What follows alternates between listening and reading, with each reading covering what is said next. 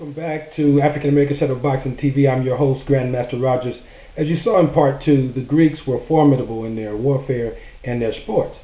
If you take a look at the book Sports and Games of Ancient Egypt by Wolfgang Decker, you also see that the Egyptian sports predated the Olympic Games. Now on to Persia. The title of the book and the author now.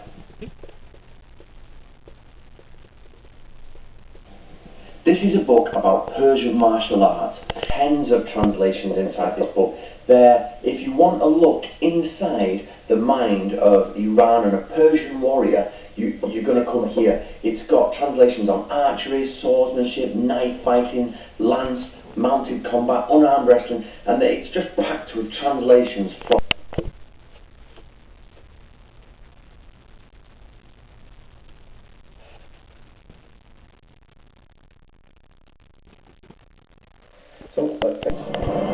to create an empire of the size of the Persian Empire, the largest empire the world has known, obviously takes military skill.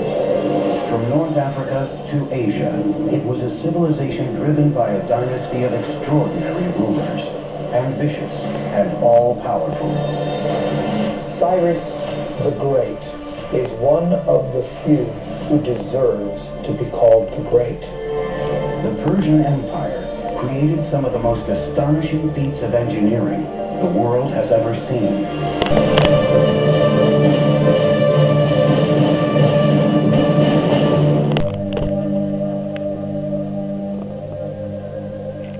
This arena was built 1,800 years ago by the ancient Romans for gladiators to fight in.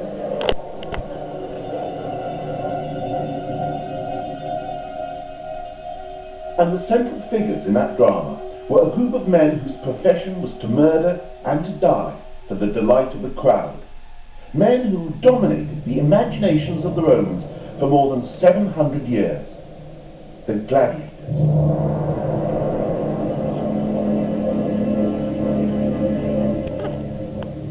Gladiators fought in hundreds of specially constructed arenas all over the Roman world.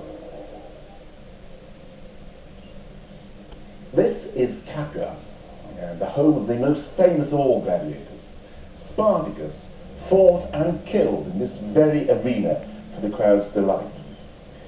In fact, that's why he led his revolt. Spartacus's gladiators were trying to put a stop to these games.